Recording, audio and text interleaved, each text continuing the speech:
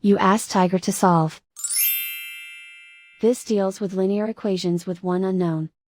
The final result is x equals 34. Let's solve it step by step.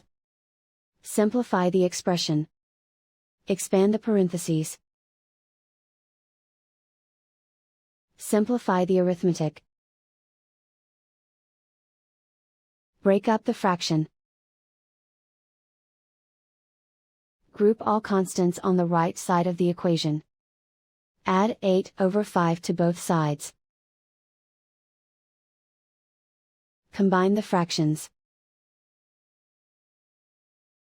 Combine the numerators. Reduce the zero numerator. Simplify the arithmetic. Convert the integer into a fraction.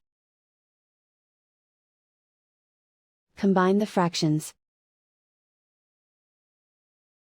Combine the numerators. Isolate the x. Multiply both sides by inverse fraction 5/2.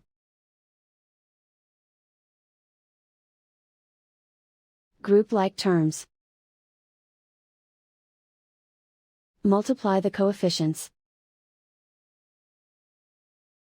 Simplify the fraction. Multiply the fractions. Simplify the arithmetic. And so the final result is x equals 34.